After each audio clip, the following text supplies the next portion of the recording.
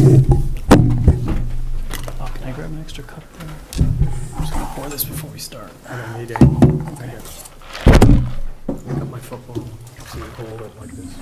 Oh, there we go. Spin on it. Good evening, everyone. Seeing as it's 7 p.m., I will call the December 7th meeting of the Chelmsford Board of Selectmen to order. Will you all please stand and join us in the Pledge of Allegiance? I pledge allegiance to the flag of the United States of America and to the republic for which it stands, one nation, under God, indivisible, with liberty and justice for all. Thank you. This meeting is being recorded and televised by Chelmsford Telemedia. If anyone else is recording this meeting this evening, I'd ask that you please state your name for the record. Okay, seeing none. First item on the agenda, we have public service announcement. We have Kathy Simmons from the Chelmsford Women of Today to announce the Muffins with Santa event.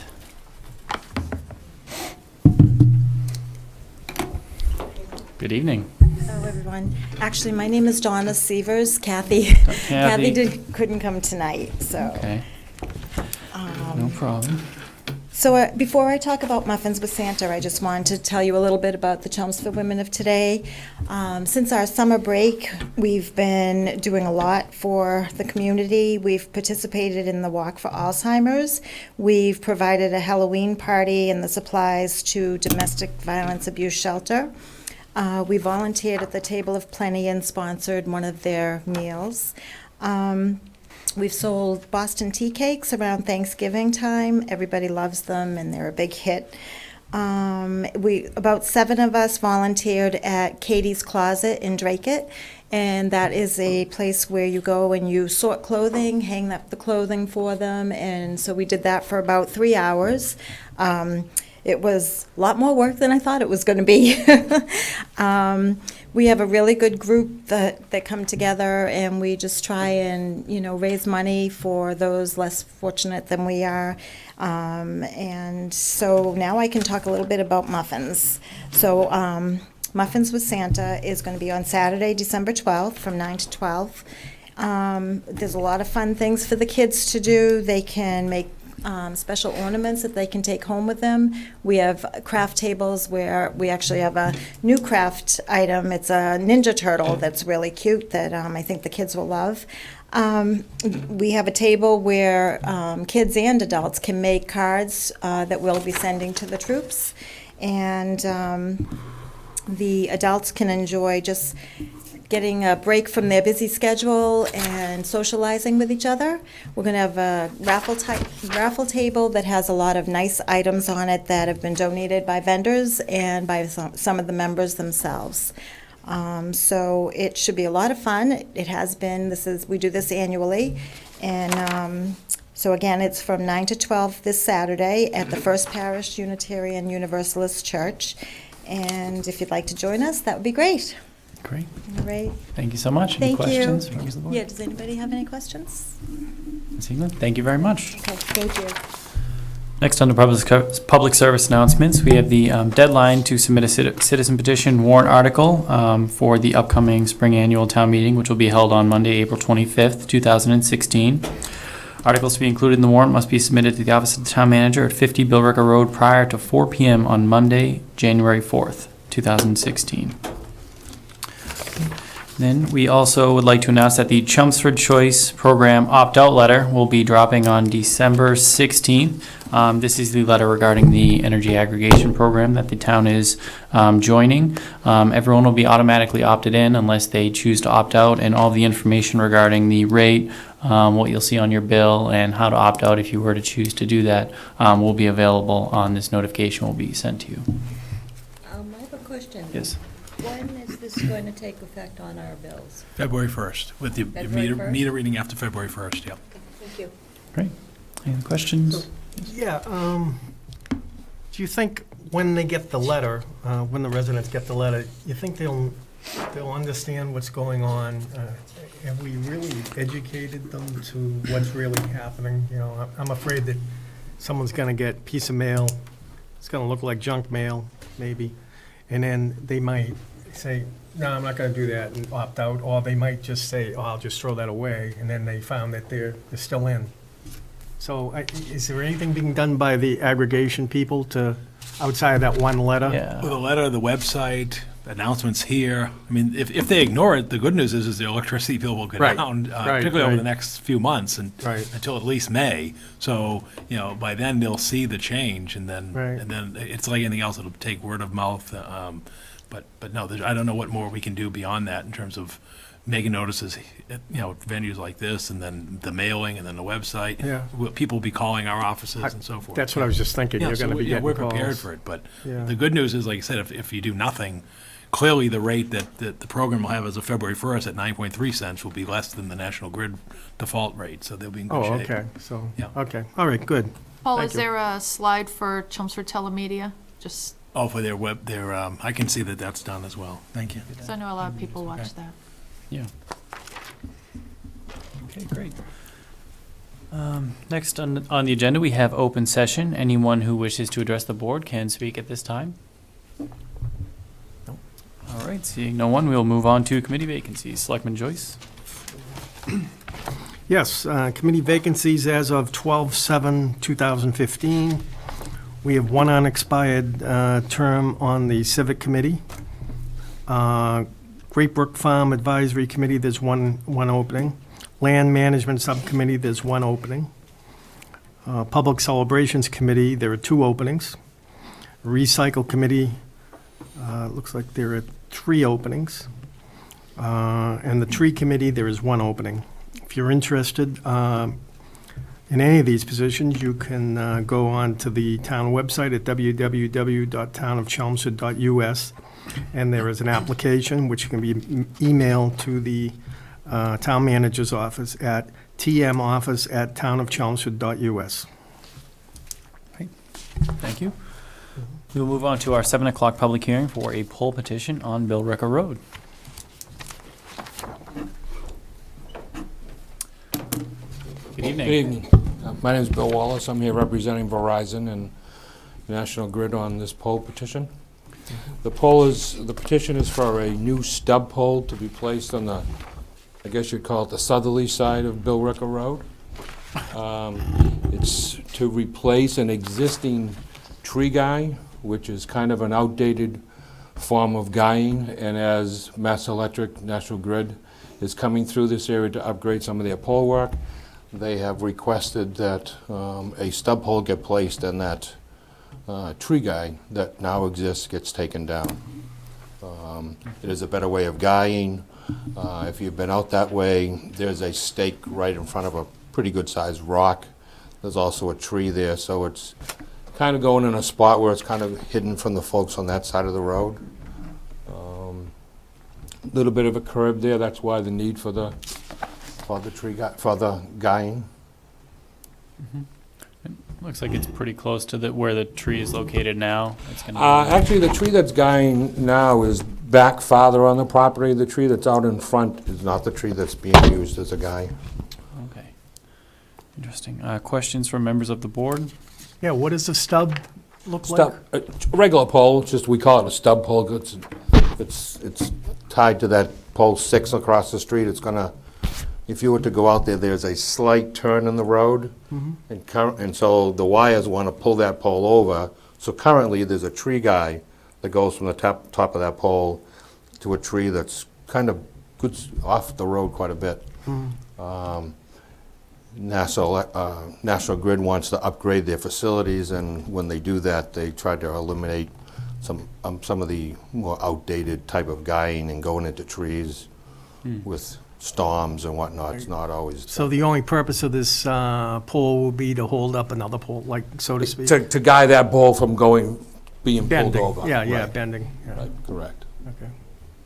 Great. Other questions from members of the board? Well, this should be a much safer situation. Yes, it will be. Yeah. Do we still have the pole out front, Paul? Let's, Yeah. Cut. Yeah, in fact, yes. okay, is that gonna get taken care of soon? We've been in communication with Verizon over the last week about the double pole list, as Okay. we'll see later in the goals Okay. update. But All right, thank you. Well, this is a public hearing. Is there anyone from the public who wishes to speak? So could you please come up to the podium and state your name and address, please? I'm gonna talk about that. Hello. Good evening. Good evening. I just wanted to give you a bit of information first. Sorry I didn't get it in earlier today. Hello. Hi. Thank you. My name's Mary Clevin. I live at 31 Billrica Road, which is right on the corner of Summer Street, which is depicted here in the diagram. The packet of information that I gave you is about the information that we got that they wanted to put in their poll stub, whatever you want to call it. This is a very long, ongoing problem. In 2002, I wrote a letter to Mr. Lynch because I understood we were doing some work for the underground utility depression project, and I wanted to know how that was going to affect me because we do live in the center. And Mr. Lynch wrote me back a very nice letter saying they don't know yet. So that was fine. That's 2002. Then going forward, there were all kinds of meetings with the various utility people for all of the abutters, and I went to many, many of those meetings. And the page 2 of the packet is a letter that I wrote the day after the Board of Selectmen meeting that I came to, and none of the people sitting here were on the board at the time. But it was because I had gone to all of these information sessions, and the diagrams that I was shown and the information I was given, it was all about how I was going to get a hand hole, sort of where the big rock is, where they want to put the pole. But the pole was never on any of the diagrams. And so I wrote this letter because I said it was sort of like you had me come to all these meetings, but then you didn't really give me accurate information. I'm sorry, could you clarify which pole? You said the pole? I you said have something no about a hand- pole on my property now. The poles are all across the street. I live on the south side, Okay. so I'm on the corner. I'm right here. The poles are on the opposite side of the street now. There are no poles on our side of the street. And so the page 4 is a diagram that I was given. If you look at the page vertically where you see a hand hole up here, that was all that was ever discussed. And I was the only one who came to the meetings from our house because my husband was at work. Mm-hmm. And so before we signed the easements, he asked if I could please get copies of all the diagrams. Well, backtrack 1 second. So Bernie Lynch answered my letter and said, no, it wasn't a question of bait and switch, and they're going to talk more about it, so hang on. So the next page, page 6, is just a Boston Globe article from 2004 about how the biggest issue in burying the utility lines is that, from Mr. Lynch's quote, has been getting the utility companies to spend the time to get the engineering done. This has not been quick or easy. So now fast forward to 2004. Now 2005, which is page 7 of my packet, is a letter, page 7 and 8, is a letter from Andy Sheehan of Community Development about the town's initiative to beautify and to underground all of the overhead utilities. But now, of course, today we have Verizon and National Grid wanting to put a pole. Right. So then, moving forward to page 9, which is an email to me from the engineering company, Van Ness, Hangen, and Bruslin, where this was part of the whole meeting to find out where exactly what was going on, and because they agreed at the time that they would, if there had to be something, it would be at the corner of Summer Street and Billrica Road, not between our houses and not here in front of our house, but that it would be here on the corner or wherever. That was an old plan in 2006. They thought they may have to put a pole up, and they ended up not doing it. Yes, and so The engineer attached a PDF, which is the color page I included, and on there you see that the street light pole got moved to the corner, and all we were getting was the handhold again. So, and then page 11 is a letter from Bernie Lynch from 2006, saying that the town of Chelmsford's been working for many years to eliminate the overhead wires and poles. And so he is writing to us to express the town of Chelmsford commitment to us in relocating the street light to the intersection of Billerica Road and Summer Street. And the revised location is shown in the plans, blah, blah, blah, blah, blah. Now we're talking about a street light. What street light? A pole. We're talking about poles. At times it's been a light, at times it's been an electrical pole, at times it's been a Verizon pole. But all of this is contrary to the whole effort of the town to underground things. But now we have, so back to page 11. So the town is committed to relocating the pole to the corner.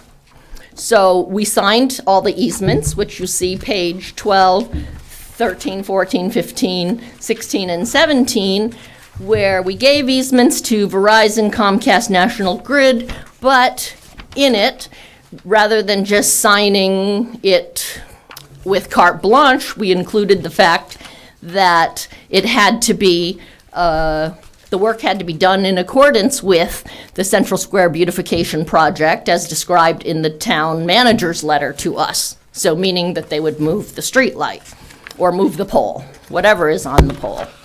And then fast forward, so that was in 2006 when we signed those easements. And then fast forward. Did they not move the pole because there is no pole?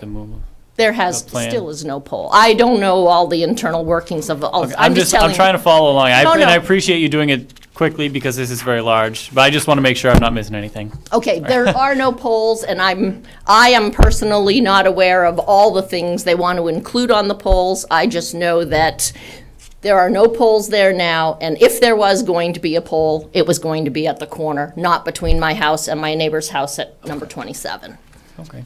So then fast forward to the last page, which is an article from the Lowell Sun, 2011, about how much money National Grid and Verizon have collected, and now my packet of information is to give you a sense of how long this issue has been dragging on, from 2002 at the beginning of my packet to 2011 at the end of my packet, and now we're at 2015, and it's being presented as, this is a great new idea, let's put a pole right outside 31 Billerica Road.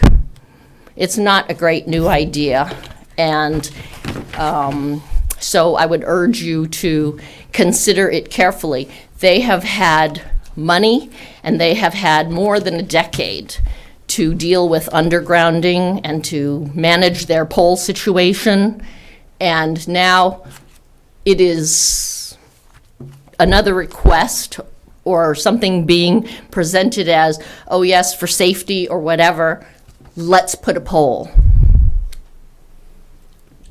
I definitely understand your frustration given the long history here. Well, maybe, I don't know your familiarity with this. I'm going to ask Verizon to come back up. If I could, I just have a question. Changed. I know that. The only people that haven't changed is us, because we still live here. Right. Your preference, if maybe I'll ask this before Verizon comes back up, if they did have to put a stub pole in to replace the tree guy, would you prefer it be located more on the corner of Summer Street versus in the middle of your property? If they did really insist on having to have some type of support there? Yes, we were always okay, and we granted easement to follow the plan where it would be here, next to the shed, and for whatever purposes, a street light or anything else. But we did not agree to something between our house. Okay. Okay, no, that's good information, thank you. Ask National Grid to come back up. I can try to address a couple of points. Sure. I would say about the undergrounding, it sounds like the undergrounding was planning to come up this far, and it didn't. Yeah, we've done one phase, and Hasn't we're as yet. trying to work Not on yet. another phase, Okay. but Not yet. So, we're it familiar with hasn't that. happened yet, so the aerial plant is still there. The aerial plant still needs to be guyed so it doesn't get pulled over. As far as trying to move this particular stub pole that we're talking about, it's not tied to anything about traffic lights or anything, that sort of thing. It's strictly a pole to help guide the aerial plant that's on pole 6. Trying to move it to Summer Street, 150 feet away, it's not going to guide that pole anymore. The stub pole needs to be relatively straight across from the pole that it's trying to guide. It couldn't, what would have to happen is on the other side, where the pole line is now, things would have to change over there to be able to relocate that stub pole, or not put the stub pole. Is that pole located in an easement, sir? From where I could tell out there looking at it tonight, it looked like it would be in the state, the taking of the road. Right. It's pretty close to the edge. Where is the tree? Can you point out where the tree is? There currently is a good-sized rock right here, Right, and there's a tree there. right. And then there's this tree that's back further is what has the tree guy in it. Oh, okay. Back more towards the side of the house versus up. So that actually sits on their property, The though? tree does, yes. Yeah, so the guy is it's being guided to a Tree on their property. property. That's correct. Yeah. Okay. As I say, all that, about the undergrounding and the handhole and all that, that sounded like it was probably part of the process to take those facilities out of the AR. Right. The fact that they're still there, and you have the tree guide, that's what they're trying to eliminate, that outdated mode of guying. Another question. Yes. Is the pole currently listing or leaning? No, because there's the tree guys there. Oh, good. The tree Why don't we guy leave it on the is in tree guy? place. I would, if the poll got denied, then that's the situation they would be living with. Who proposed the pole, sir? National Grid came to Verizon, and this is Verizon's set area, so it's a National Grid engineer that's upgrading the facilities. Because he felt it was a problem, a Necessary. safety problem? Yes, the tree guys have been problems in the past. The tree, you don't know how old the tree is, the age of the tree, if it's pulling on it, the winds, the heavier storm loads we've been getting. So this is not, I've been to several communities National Grid is trying to eliminate tree guys as a safety issue. Thank you. Okay, no, thank you. Mary, would you like to come back up for a minute? I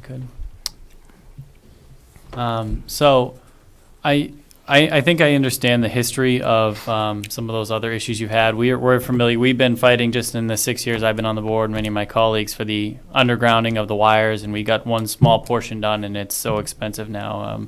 It's been very difficult to expand that process. Given the fact that it's not likely that the undergrounding is going to happen anytime in the near or even foreseeable future, really, and this isn't related to any other street lights or anything else. The purpose is just for getting it off of the tree in your yard and putting the additional pole there. I just want to confirm whether your hesitation was because this has just been an ongoing process, or if you just flat out don't want a pole there, or if you just wanted to sort of express your frustration and you don't want a pole here and then another pole to go on the corner and then something else to happen in the future. The reason that I don't want a pole here is because when you get the pole, when is it ever going to disappear? I mean, even if it was temporary to Verizon and temporary to us and everybody else in the room mean two totally different things. I think it's permanent as long as the wires are up there. Until it would be underground, which again isn't in the foreseeable future, it would be a permanent pole there. Have you seen the stake in the ground? Yes, near I know where the rock? stake is. It's right in front of my big boulder. Right. is that a bad, I mean, no one ever wants a pole in their yard, I guess that may be a silly question, but is Yes. it close enough to the road where it wouldn't really bother you, given the fact that they're recommending it for safety purposes? Or, I think there are other alternatives that they could explore, which he alluded to, meaning dealing with whatever is already across the street, because there are poles across the street. There are no poles on our side. So I really think that with the whole effort to do the beautification and the undergrounding, I don't see why you would allow a new pole to go up.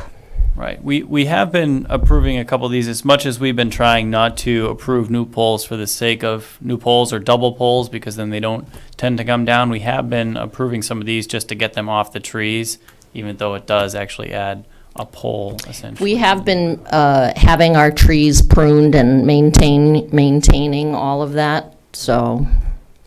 Matt, we've also had incidences, I can't remember the names specifically, where we've had the parties go away and try to come up with some kind of compromise and then come back to the board at a future meeting. Hopefully you guys can perhaps work it out. Yeah, And I if mean, not, maybe then we possible. just have to make a decision based on, safety and, what's best for the town overall. Although, this is why we send out these notices, Mhm. is we need to do also what's in the best interest of our residents. So would that be a possibility where, perhaps, I don't know if the town manager, I don't know, Horizon. Matt, if you want to meet with the other parties on some date and then see if there's a compromise or some other options? alternative solution, Can, and then come think back that- to the board. yeah, the gentleman from Verizon, could you, definitely give this back to. could you please just speak at the microphone, just so the people at home know what we're chatting about? Appreciate it. Yes, by all means, I can bring this back to National Grid and Verizon and have their engineers try to see if something else can get worked out. Just knowing the situation,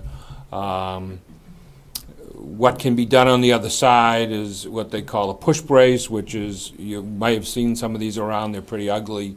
It comes down, another pole comes down at an angle, so now you're on pole 6, because now you're trying to keep pole 6 from going this way, versus the stub pole on the other side. That's the only other type of design, or redesigning that whole pole line, and that's probably pretty cost prohibitive to try to redo that whole side of the street versus. Whose cost is that?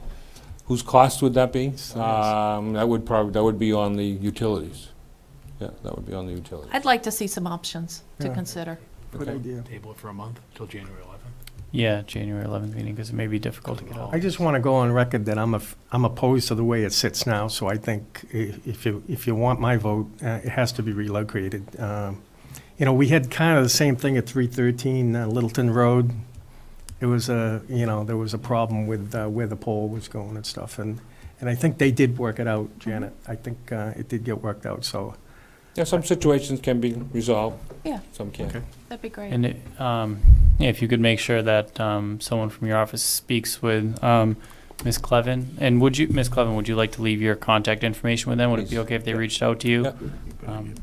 Maybe meet at the property, and you can keep us informed as well, and hopefully someone from our office can meet there. So I think for now, until you have a chance to meet and talk about it in person, we'll just table this till We want a motion to postpone this until, postpone the public January hearing. 11th, give them a month. Yeah, 5 until weeks. January. continue the public hearing until January the 11th, yeah. January 11th Oh, meeting. actually, So before we moved. do that, I'd like to ask if there are any other members of the public who'd wish to speak while we're still here this evening.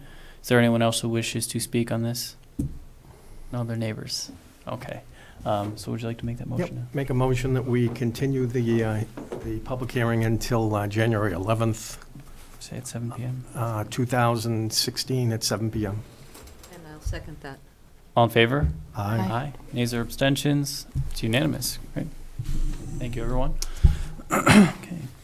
We will move on to our licenses. Okay. We have 3 one-day beer and wine licenses. I'd like to take those first if we could. One-day beer and wine license for St. Varnon's, 180 Old Westford Road on December 12th. One for the Chelmsford Community Center, 31 Princeton Street on 12/18. And for St. John the Evangelist Parish at 115 Middlesex Street on December 27th. Are any of the applicants here from St. I Varnon's? see See Laura Laura Lee here. here. No one's here from St. Fontenance. Is anyone here this evening? All right, Laura, would you like to announce your event this evening? Get a little free publicity here. Thank you. I'm here on behalf of Chelmsford Community Center. We're having a free holiday movie night on Friday, December 18th. The doors open at 6:30 and the movie starts at 7. And it's a showing of the classic movie, It's a Wonderful Life. We'll be serving snacks and refreshments. And we're hoping for a beer and wine license also for that evening. Sounds like another great event. Yes, thank you. Does anyone have any questions for Laura? No. Okay, well, no, that sounds great. I'll ask if anyone is here from St. John the Evangelist, and we'll take one vote to approve them all, if that's okay. Thank you. Thank you, Laura. Is anyone here from St. John the Evangelist Parish? All right, seeing none. I'll entertain a motion to approve the one-day beer and wine licenses. as Move that we approve the one-day beer and wine licenses for St. Vartanant's, Chelmsford Community Center, and St. John the Evangelist Parish, as stated on their application. I'll second. All in favor? Aye. Any nays or abstentions? That's unanimous. Okay, we will then take our annual license renewals. Does anyone have any questions? I'll entertain a motion to approve. Are there any, I just want to see, are there any exceptions in here, Paul? Just as noted, the Well- contingencies, but there's no extraordinary issues at this point. Nothing.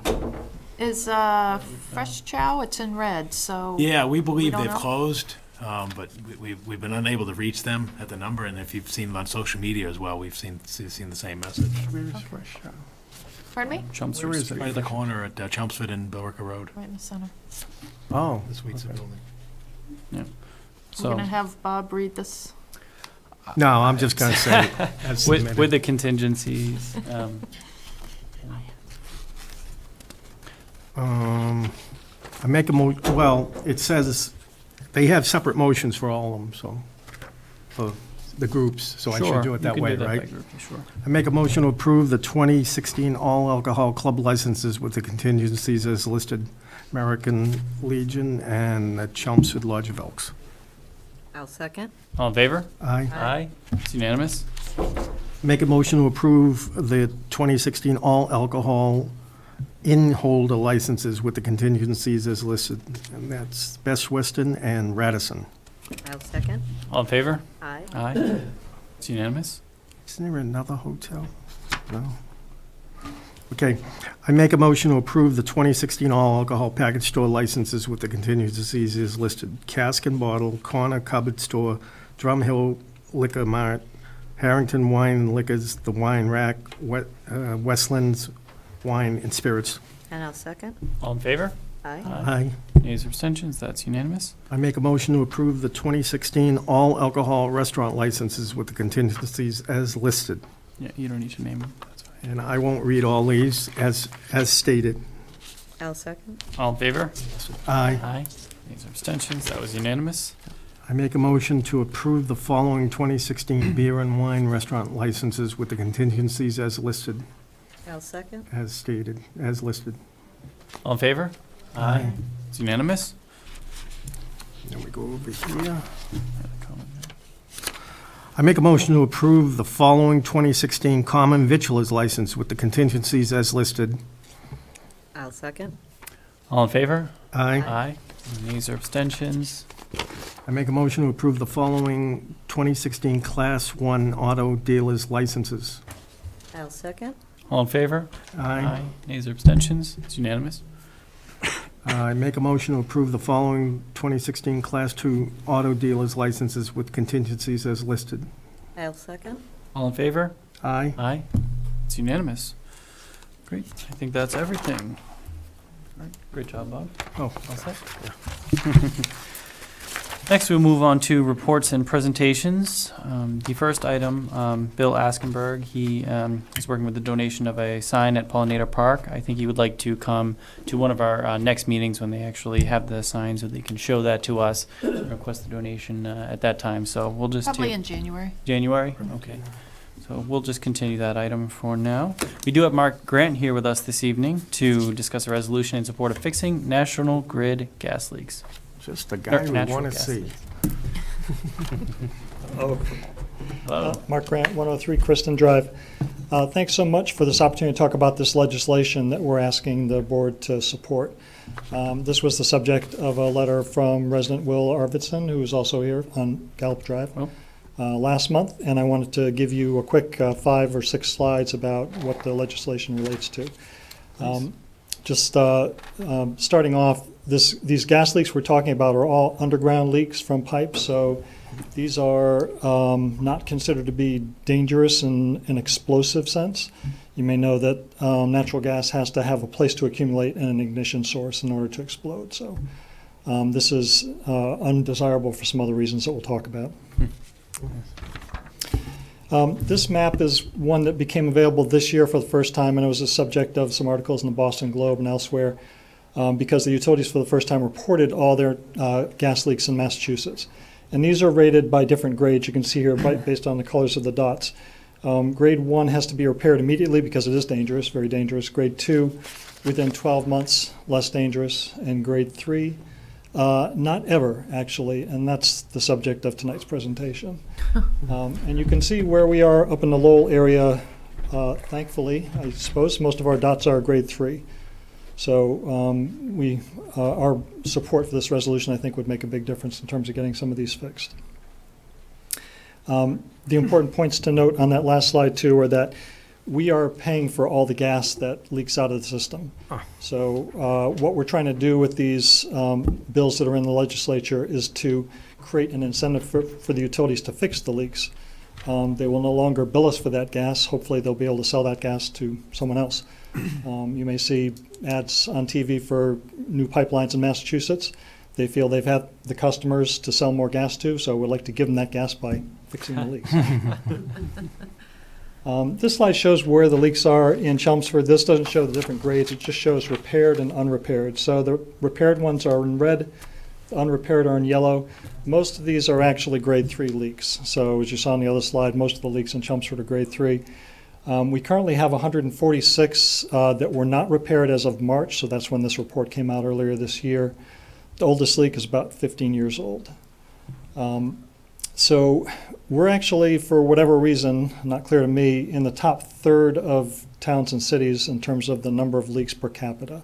It may be we just have an older system, cast iron pipes that are more prone to cracking compared to some other areas that were built more recently. I'm not sure what the reason for that is. The cost of the gas to the ratepayers is shown here. Methane is from the natural gas is undesirable for a couple of reasons. One reason is that it's a greenhouse gas. So you may have heard about climate change, and greenhouse gases are things that cause global warming. Greenhouse effect is basically the glass acts to keep heat in the greenhouse. Carbon dioxide acts to keep heat close to the earth. Methane is actually over 80 times more powerful as a greenhouse gas reactant than carbon dioxide is. So it's very bad in terms of global warming. It's also poisonous to tree roots. So actually the utilities actually look to see which trees are dying as evidence of where there might be a leak. So street trees right near the gas leaks would be prone to getting poisoned by the gas. The last point here is that it's actually a problem for humans too, just in the sense that it creates ground level ozone. So people that are sensitive, have an asthma situation or something like that, and more sensitive to ozone would feel ill effects from the methane. So those are all reasons to want to act on this. This is just a little bit different take on methane leaks. So aside from the utilities actually reporting how many leaks they have in every town, we've had researchers go and measure methane, ground level methane, in the various areas. So they've only done this in the metropolitan areas, and this map shows Boston, and actual methane readings in their instrumentation at ground level. The interesting thing I think about this slide is that the methane that they measured was 3 times higher in terms of number of leaks and magnitude of leaks than what the utilities were predicting. So this tells me that the utilities don't know where all the leaks are. It's not surprising. They find a leak when somebody reports it, but they don't necessarily get reports on every leak in their system. So it may not be 146 unrepaired leaks. It may be 300, 400 leaks that we have in town. So what can we do about it? The two bills that we have in the legislature right now are designed to, the first one, which is House 2870, to create an incentive for utilities to fix the leaks. So what we're trying to do here is keep them from charging us for the gas that leaks out of the system, and actually hoping that they'll, by doing that, that they'll fix the leaks and sell that gas to somebody else. And the cost of fixing the leaks is actually about the same as the cost of just letting it leak out. So that's, you only fix them once, but it leaks out forever. So it makes a lot more sense to just fix the leak, save the gas, and sell it to somebody else. That's the first House bill. The second one is actually to make it easier for them to repair the grade 3 leaks. So this is something that involves the town telling the gas companies where we're going to have streets open according to our DPW schedule, and then they arrange to fix any leaks that they have in that area. Or if they've just got an old pipe that they feel like they want to replace with some better material, they can fix it at that time. So it's basically a kind of a reporting mechanism back and forth between the town and the utilities. The last thing that I included in the presentation packet is a couple of resolutions that I drafted that I hope the board considers supporting. So basically these would be, as other towns have done here, to ask the legislature to move positively on these bills. So we've got 14 towns and cities that have done this already. I think we may have a special pull. As Chelmsford, we are part of Tom Golden's district. He is on the House Telecom, Utilities, and Energy Committee, which this bill is in front of that group. So I think it would be particularly important for us to show support for it. That concludes my presentation. I'd be happy to take any questions. I neglected to include a copy of the two House bills in your packets, but I do have one copy with me. There's also hyperlinks to those House bills. You can see what they're all about. Oh, I think that's fine. That was a great presentation. Thank you. Does anyone have any questions for Mark? Only that I wish I could read that that thing from Waltham. Oh, yeah. A large. The ones that I drafted for Chelmsford are pretty much the same. They basically describe the reasons for the resolutions, and then at the end it says we're hoping to support, or we ask the legislature to move on these bills. Yeah, we could, I mean, I'm willing to endorse it, but, where I haven't read that. Okay, yeah, and so You I have to know, give us- I know this is new to you folks, and. Can it wait to our next meeting in January? Absolutely. Oh, okay. So get us a full-size one, and then we'll make a resolution at our next meeting. Yeah, so these ones that are full-size, those are for Chelmsford. That example was just for another town because. Oh, okay. Yeah, we're showing you what some of the other towns have done. Okay, so is that in the, that's in the That packet? should be at the beginning of the slides, I Yeah, think. it's in the beginning of the packet. Yeah, Oh, okay. so right after my letter. Do something now. Yeah, if you want to just take a quick look at it. Yeah. and explain the Who's reasons. sponsoring that bill other than that representative? Is it Sheridan? No, Eldridge was on it, Eldridge too. is one of them in the Senate. The rep is, was it Lori? Where is she from? Lori Elrick. Where is yeah. she from, please? She is from the North Shore. I'm going to say Marblehead. Not sure about that. Do they have any upcoming hearings on either of these bills or all of them that you're aware of? I don't know that it's been scheduled for hearings yet, so that's what we're trying to do is get this moving, get it reported favorably out of the TUE Okay. and get it going. Okay, I just wouldn't want to miss. Yeah, she's from miss having Marblehead. something approved Marblehead, before that, before the hearings take place. All right. Any Well, other? I have no problem with this. You might recall a couple of months ago, I had a resident call me about an issue where they could smell gas on the street. And luckily, I don't know if Paul brought it to the top of the heap, but the guy did call me back and thanked me for getting it taken care of. But this is really scary because even though you say, if it's not a critical one, but every day on the news you read about a house being blown off its foundation, and this scares me as a user of gas. This really scares me. So I would endorse both these bills. So if there's no Good, just question on that second bill, you indicated there would be a reporting mechanism. Would that be some kind of a software that the town would have to purchase, or the utilities? It sounds like it's a little more basic than that, just giving them a schedule of what's coming up in the next couple of weeks so they can react to it. Okay. And I think you would have, you would also have the maps that have already been produced showing where the leaks are, so you could look at that too and know that, okay, there's a leak in that street and we should, include them in. They may still want to repair things that aren't shown as leaks just because they're trying to replace some of the old cast iron with some newer plastic material. Thank you. Okay, interesting. Does anyone else have any questions or comments or anything? I move that we support Resolution House Bill 2870 as printed and included in our packet. I think N71. Do you want to? Oh, you want to do both of them? Yeah, we'll do 2870 and 2871. Okay, sure. Is there a second? I'll second. All in favor? Aye. Aye. Any nays or abstentions? It's unanimous. Much appreciated, Mark. Thank So you. we should just send these, should we just send these to our, the representatives that represent us, or? So at the end of the governor? resolution, it requests that the town clerk will report it back to the representatives and to, I think, House Speaker DeLeo. So they haven't gone through any readings or anything like that yet, right? No, it's in committee, If you're here, keep us informed. I'd Yeah. appreciate it if Okay. you know when they come up. So it's Yeah, gonna I think come out of Mr. Golden's committee, It is should it? come out of Golden's committee, right? And I think So- that's the reason for more towns to speak up is to get movement on. So the people out there should contact Mr. Golden and tell him to, Certainly the people in this avoid this, district right? should do so, Yes. but it wouldn't hurt if everybody else did too. thank you. Okay, thank you. Get this one. Next, we have Evan Blansky, Community Development Director, to discuss the DLTA and Community Compact applications. Good evening, Evan. Good evening. So tonight there's three items, two DLTA presentations and then one community compact application.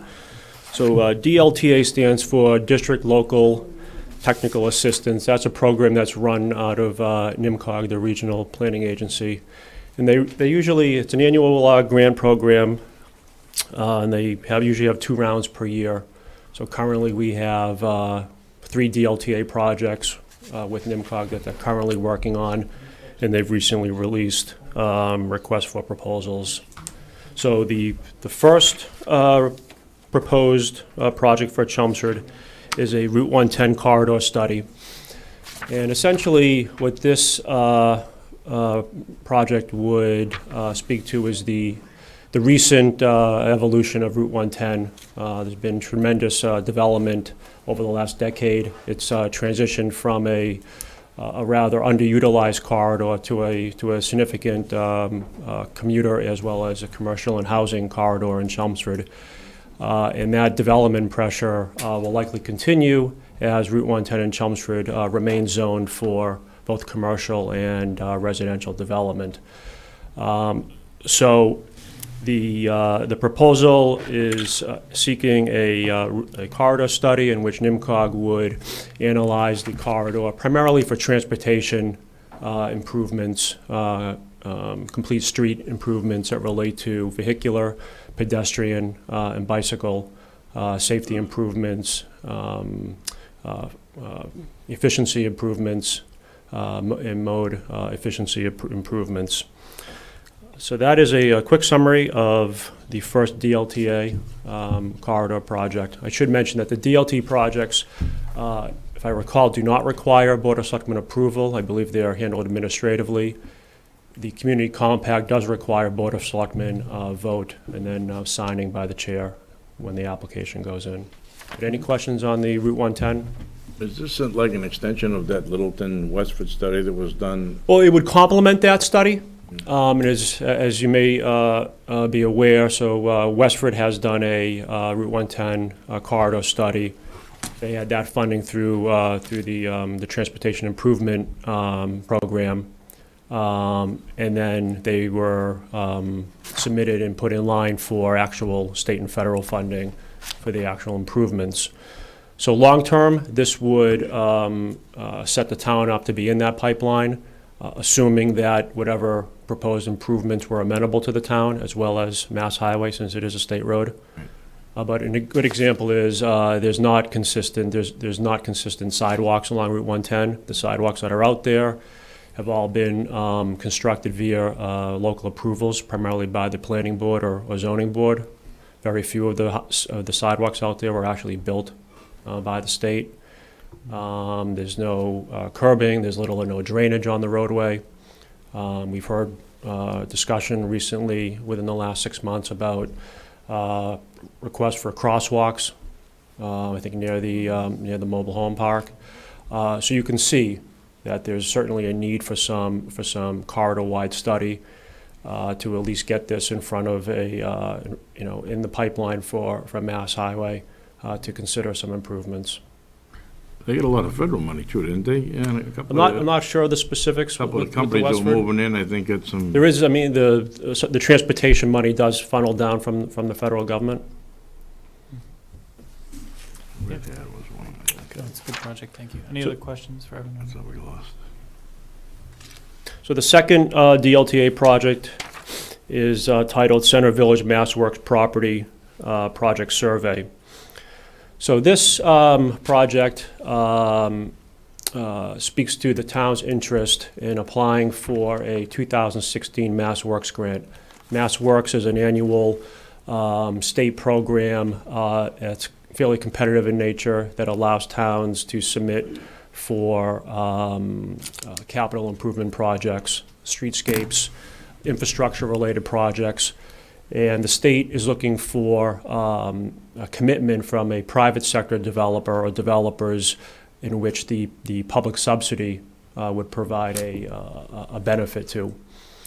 So as we're all familiar, in the Center Village has a 2013 master plan.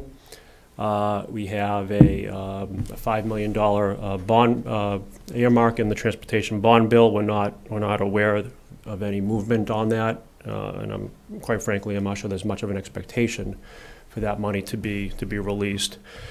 So that is the significant reason for the town's interest in pursuing the Max Works grant, is to not wait around any longer, but to proceed with improvements in accordance with the Center Village Master Plan.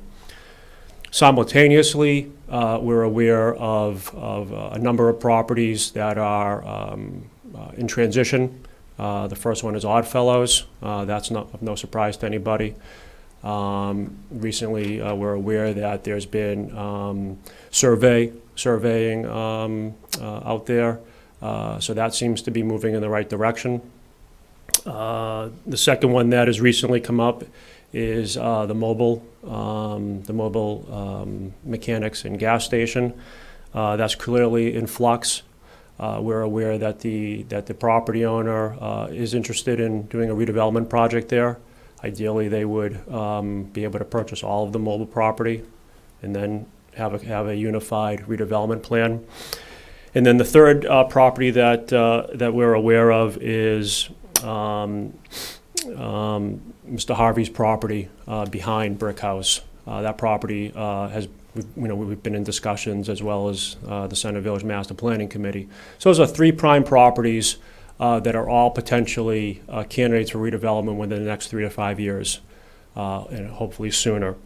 All of those properties likely could contain some housing as part of their redevelopment. That's in accordance with the 2013 master plan. So all redevelopment will have some challenges. Those challenges could be infrastructure related, meaning increase in water and sewer capacity. That's the type of work that Mass Works would be eligible for. It could be general public facilities improvements, sidewalks, streetscape, or it could be something as common as a brick walk. So the goal of the DLTA project is to ask NIMCOG to reach out to the property owners, particularly the three that were mentioned, to survey them, to try to get some more information as to what their vision or expectation is as far as scope and scale of a redevelopment project, so that we can determine what may be some permitting constraints, Again, infrastructure-related, traffic-related, parking-related, as well as commonalities with public benefits in accordance with the 2013 master plan. What that information will provide is the baseline documentation that we will need to put into the 2016 MassWorks grant. As I mentioned, the state is looking for private sector commitments that complement the public subsidy. So that is the goal and objective of this particular DLTA project. Any questions on this one? I got a question. Have we tried reaching out and they just won't respond to us? Is that why we need No. someone else to no, do this no, for us? No. I've been using NIMCOG, so one of the current DLTA projects is fairly similar, asking NIMCOG to basically conduct a survey of other underutilized properties. So it's a complementary way to ask NIMCOG to provide a standardized survey. In this case, it may not just be those 3 properties. It could be up to upwards of 30 properties. It's certainly something that we could do in-house, but I thought this was a good DLTA since it complements very nicely the community compact. This is the first year that DLTA has been expanded to provide assistance to community compact projects. So it just seemed like a good fit. But the three properties, or any property in town that's in transition, I'm certainly in contact with them if they want to be, if they're amenable to communicating with me. These 2 of the 3 I've had direct communication with, and I know the 3rd, I think the town manager's office has had direct communication with. Okay. Okay. Any other questions? No, great. Thank you, Evan. Good project. So the 3rd item is the community compact. The community compact is basically codifying the Center Village MassWorks property survey application. So as I indicated, the community compact requires a vote from the Board of Selectmen in order to submit it. Community compact is essentially the new administration's initiative to partner with local municipalities. There's no money attached. However, the state has some commitments to advocate on behalf of towns and to support towns in their quest within the community compact. So there's a variety of elements or topics in which towns can choose from as part of their community compact. So this proposal is under housing and economic development. It's within subsection preparing for success. Again, the preparing for success is the town's demonstrated ability to partner with private sector organizations in order to advance housing and economic development, vision and goals and objectives of the community, as evidenced by a successful completion of public-private partnerships and projects. So as I indicated, the goal preparing for success would be to apply for the 2016 MassWorks grant. It's usually in August. The DLTA would complement that by preparing that background baseline documentation in order for the town to have that successful grant application. That's pretty straightforward. So that one you need a motion on, right? Please, yes. Yes. Any questions on the community compact application? No. Again, pretty straightforward. All right, I'll entertain a motion. Let's see. I move that the Board of Selectmen endorse the community compact as presented by the Community Development Director. I'll second. All in favor? Aye. Nays or abstentions? It's unanimous. Great. Thank you very much, Great. Evan. Thank you. Have a good luck evening. on those projects. Thank you. Okay. Next, we have town manager reports. Thank you, Mr. Chairman. Thought it would be a good time this evening to provide a status report on the board's and the manager's goals. We're sort of at that transition where we've finished fall town meeting, we had our auditors in, our tax rate's been set and so forth, and now we're sort of shifting to fiscal year 17. We mentioned earlier this evening we have the deadline for petition articles. We'll be preparing and releasing a budget next month, and obviously getting a warrant ready for Springtown meeting. So as you can see, I took the list that was generated for the board late last spring. There's 22 items. I also, at the end of the document, talked about other items or accomplishments during the current fiscal year. So I don't know that it's necessary for me to go through all 22 of them, but I wanted to at least provide the board with a summary, and if there are any particular items, as we again go towards really what's really going to be a 4-month cycle now till we get to town election and town season, I thought this would be the appropriate time to bring it before the board for consideration. Can we go through a couple of them? Like, I noticed that number 2 is the Board of Selectmen will review policies, and I don't think we've had a policy subcommittee meeting since at least Laura has joined. Is that something we're going to do before the end of the year, you think? Or? I mean, it could be. You don't even have to be part of the policy committee. You can appoint the policy committee. I could, Bob. No, I'm just. I'm just. Actually, Bob, I think that was your initiative that you. Was it? I mean, It was. Oh. yeah, how we said you would wanted a more thorough review of the financial policies. Yeah, I know. There were Alright. several things I want. That's why I brought it up, because there were several things. That's how we were handling things before. We were doing periodic reviews, but it was usually of a specific policy or specific section of the policies. I think, yeah, financial was one of those sections. So if I think you, we made 3, maybe 4 changes or something like that. yeah, we made a few. I don't know how long it's been since we Last met, year. but Or do you want me to write the changes that I'd like to see, or If you have changes, I would say just bring them forward, bring right? them forward at any time. Yeah. And you're happy to run them off me or one other member if you'd like to create a subcommittee. We can discuss it as a full board. But if Okay. you had some ideas, I'd be happy to sit on that with you. I was, Okay. part of the previous policy. All right, subcommittee. that's Unless fine. Someone else, Laura, would you like to correspond with him, or George, or Janet, anyone else? I have a little, experience with it, so if you'd I'll like get to. together with you. Okay, I'll get together with you. Yeah. everyone's okay with that. So Bob and I will be a subcommittee if he has any recommendations, and if we come up with anything, we'll bring them up at a future meeting.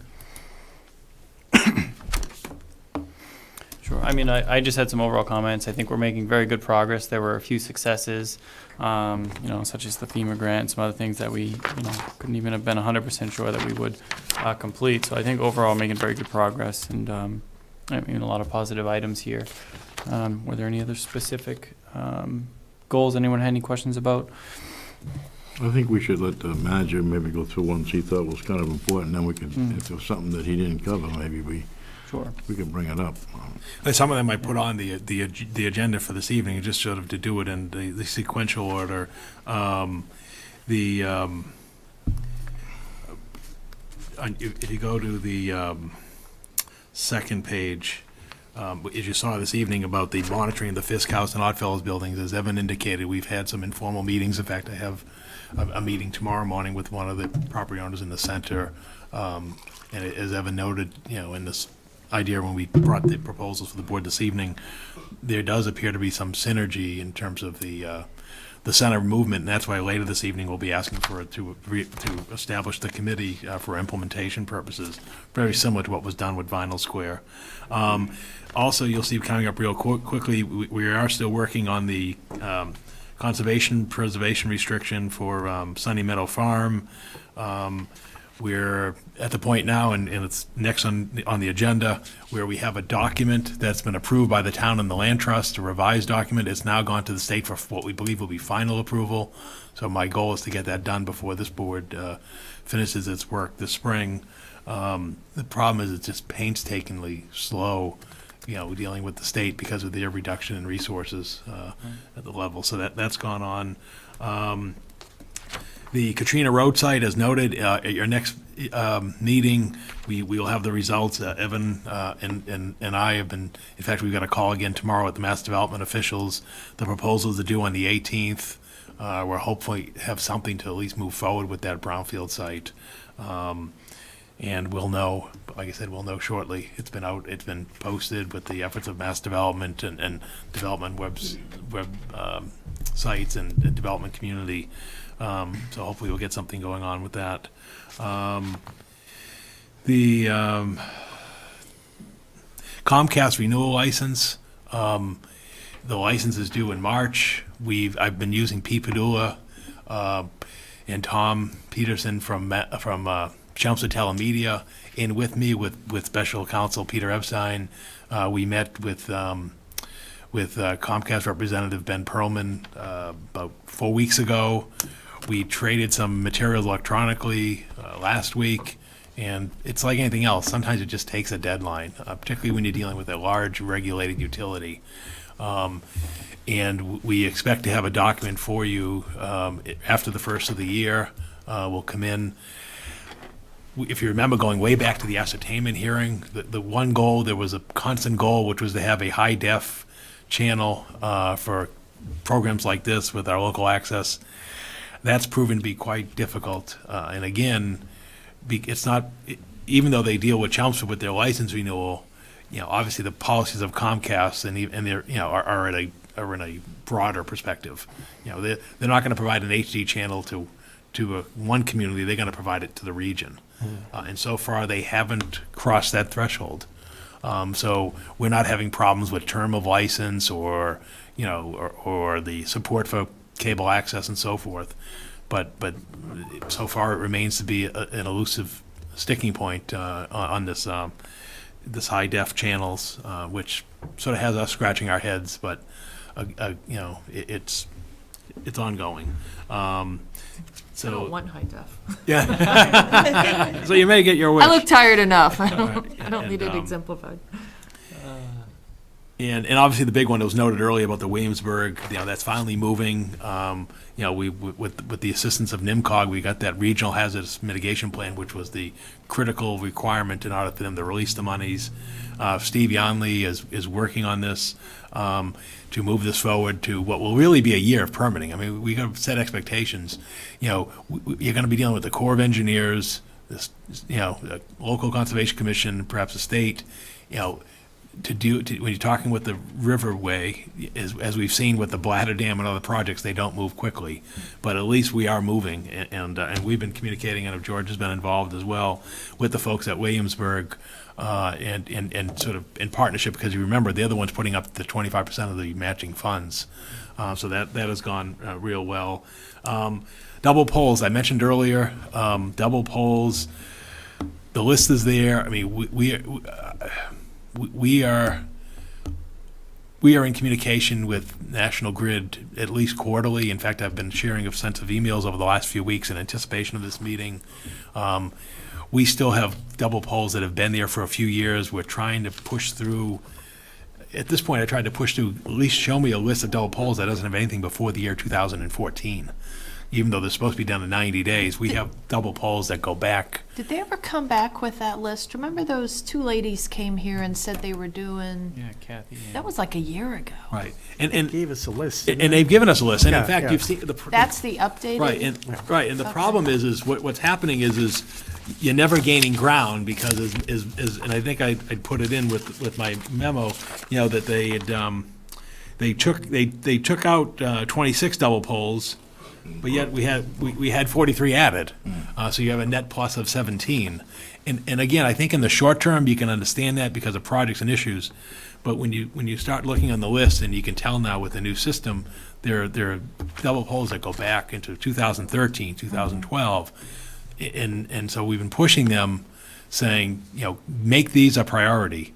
And they come back and say, well, there are other pole users. And we say, well, wait a minute. You license, particularly Verizon, we're dealing with Verizon. You license other people to be on your poles. So it's not our problem, to chase those people. And so we're trying to work with them to get other users on the poles to move that along. So we are continuing with that. And in a moment, I'll also talk about the effort at the state level to address the double pole issue, which, as we know, has been frustrating as well. So that's sort of in a nutshell what's gone on. If I could just sort of transition towards that, because it sort of speaks to goals and issues today. And I sent you the press release and this bill summary. The governor announced at the State House the municipal modernization bill. It is 129 pages. It's 16 pages of summaries. It's all sort of the nuts and bolts, literally, of figuratively, of municipal government in terms of what the administration has heard over their first 11 months in office. They released the bill today. Included in that bill would be the ability to actually enforce the double poll legislation in terms of the 90-day requirement and be able to fine them up to $1,000. The interesting part is going to be what comes out of that bill legislative process over the next probably few months, or certainly no later than July, what goes through that, because as you know, we've had resistance from the utility companies on that. There are other aspects to the municipal relief bill that are also interesting. For example, liquor licenses, they would remove the cap on the number of beer and wine licenses that are issued by municipality based on population. We are nearing that cap in Chelmsford, but we're not there yet. There's those items. It goes to items such as, you could require your employees to do electronic deposit as opposed to having to negotiate that. And right now, we still have some people, believe it or not, in the general government and the schools who choose not to take electronic deposit. But as you saw, the federal government said for Social Security people and others, you're doing it. And so the state's trying to get up with the times. And there are other issues from advertising requirements that, making you have to publicize this, to other more significant ones, such as we have to do your property recertification every 3 years. They would extend that out to a 5-year period. As opposed to 3 years. So as I said, there's a comprehensive list. As you can imagine, it's just going to be interesting to see what comes out at the end. The biggest two that we see in terms of pushback would be the double polls. There's also provision which we think will get labor pushback, which would be you could allow town meeting to have the unilateral authority to remove employees from civil service. Right now, it takes not only town meeting, but a state act of the legislature. And we saw communities such as Burlington and Acton who took a prolonged period through the legislature to remove their public safety departments from civil service. And it's not because there's an aversion to civil service. The problem is dealing with the civil service at a reduced capacity state funding and operational level. It's tremendously long to get lists of employees or hearings and so forth, and it just prolongs the process. So what happens is communities have gone and basically said, we'll substitute for civil service with a competitive, test-based system with rights of appeals and so forth, but not have to go through the arcane, state process. So, and I'm sure that as this legislation goes through the legislative hearing, that there'll be amendments made on all sides, not only with that issue, but all kinds of issues. So it does appear that something will come out this spring or early summer for municipal relief, or modernization, as this one's called.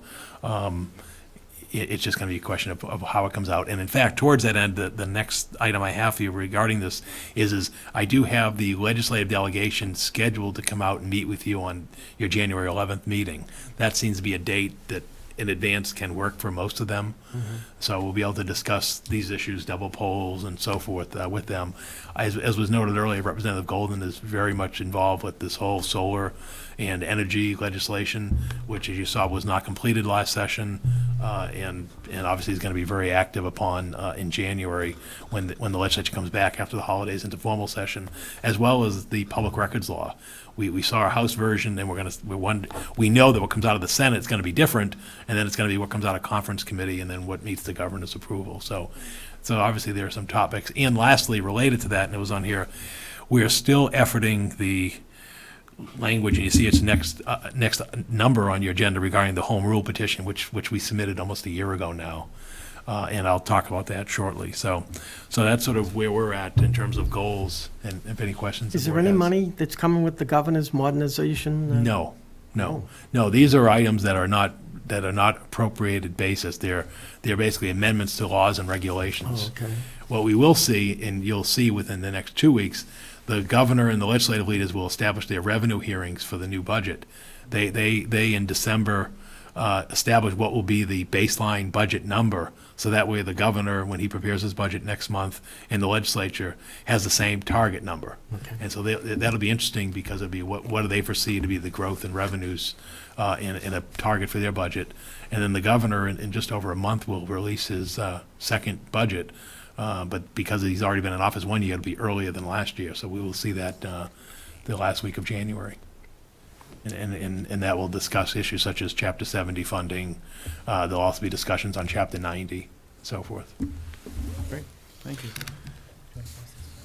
yeah. Can I ask one question on Paul's list that he just went through? Sure, yeah. On the last page, it says Dutton land donation. Yeah. What's that? I know what the That- Dutton house is, but. No, that's not, in fact, that's on your agenda this evening, and in fact, Oh. I'll get to it quickly, even though we won't Okay. ask you to vote on it this Okay. evening. I'll explain what's Okay. going on there. Okay, thank you. Okay. All right, so Yeah. the next item I have is just, as I mentioned earlier, the Sunny Meadow Farms conservation restriction. Again, I'm not asking for a vote this evening, but I wanted you to have it, and so if there are any questions that you may have, I can tell you this, again, we are in agreement with the land trust on this language, and now we're just waiting for state approval to come back. We, you know, as you know, it's been a long process of moving this. In fact, we've already paid the debt service off on the Sunny Meadow farmland, because it's been over 5 years. So again, I'm not asking for any vote this evening, but I just wanted you to know that there is a revised version of the restriction. And that will be helpful, because once we get the restriction, we can then go to the renewal for the farming activities on the site. And that sort of has been held up. And there's also a proposal to do a maple syruping agricultural activity on the new parcel that we bought on the edge of the property, which the Agricultural Commission has supported. But again, I'm reluctant to proceed with any type of agreement until we have the restriction done. Okay. So that's sort of where we are with that. Regarding the recycling grant award, you may have also seen this on the school committee agenda.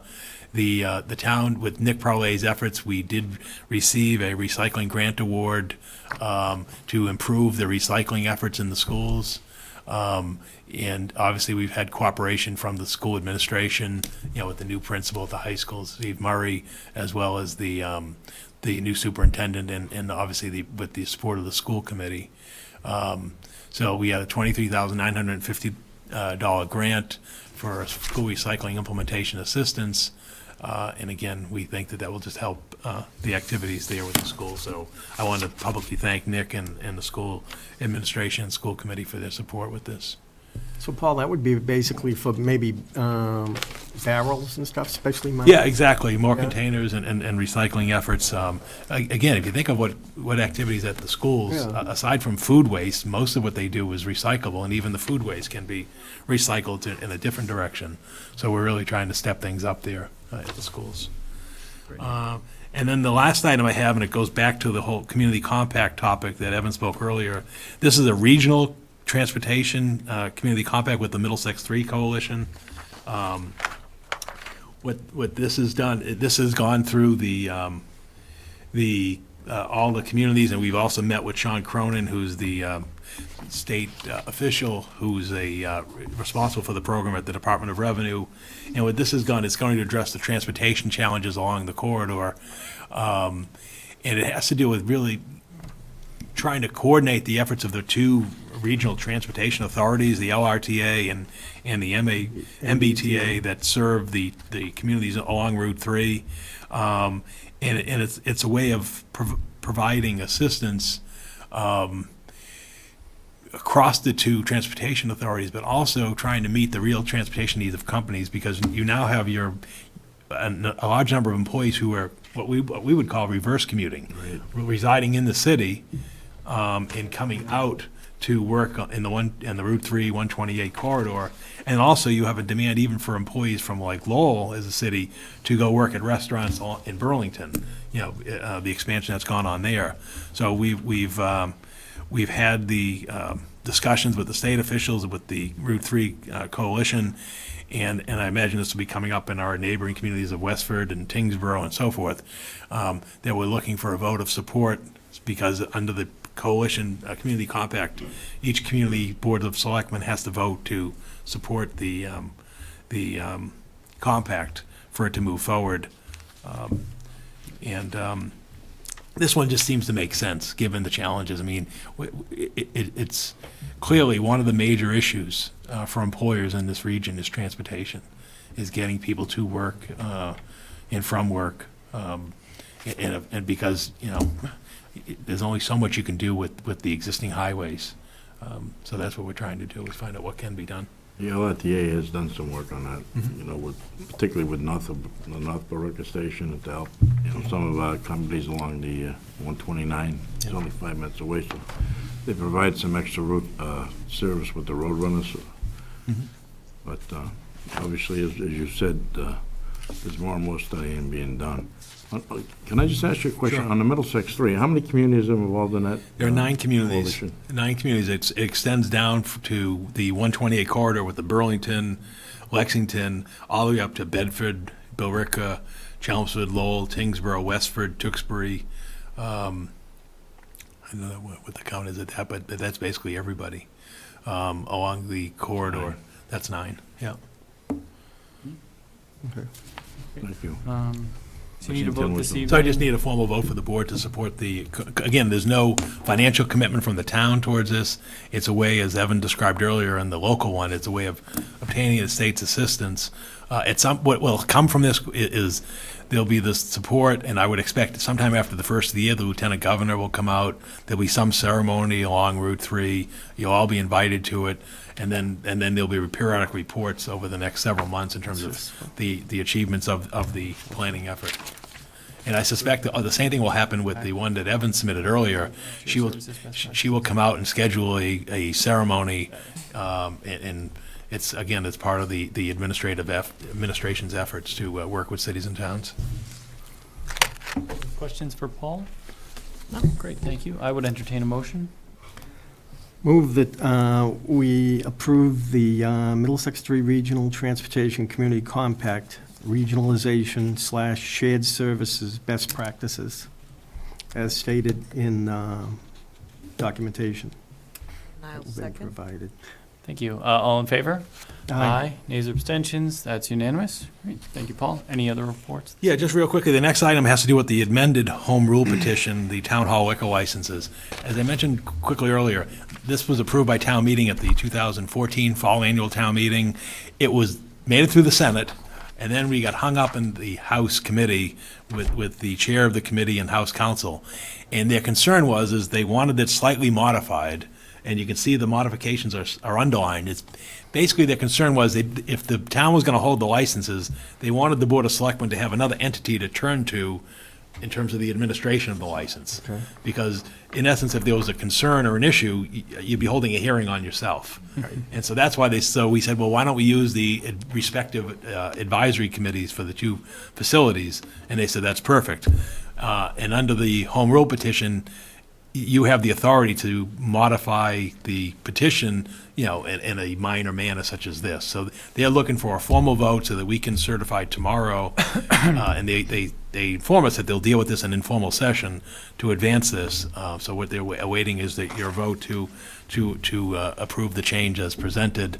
Will notify them of the board's action, and then we're hopeful that that either later this month or early next month that this legislation will become law, and then we'll have to then wait for the governor to review it. But then we're hopeful that we can then coordinate the implementation of it, with the 2 town hall groups. So the good news is it means we don't have to go back to town meeting. Yes. Yeah. Yes. Yeah. Yes. Okay. And then, like I said, to me, it's a minor modification that's Oh, yeah, material. I mean, Yeah. it's too bad we couldn't It's how just... we were done with it anyways, what I described to Yeah. them, but they said, well, we'd like the actual language put in I said, okay. Yep. Any other questions? I'll entertain a motion to approve the amendment. Yeah, I make a motion that we Endorse. approve the Yeah. changes that have been submitted for the all alcoholic beverages licenses for the Chelmsford Center for the Arts and the Chelmsford Community Center. Center in North Chelmsford, as per the changes that have been submitted to us by the legislature, I guess, or whoever, would By you the say House. that? Yeah, By the House of House, Representatives. right. Second.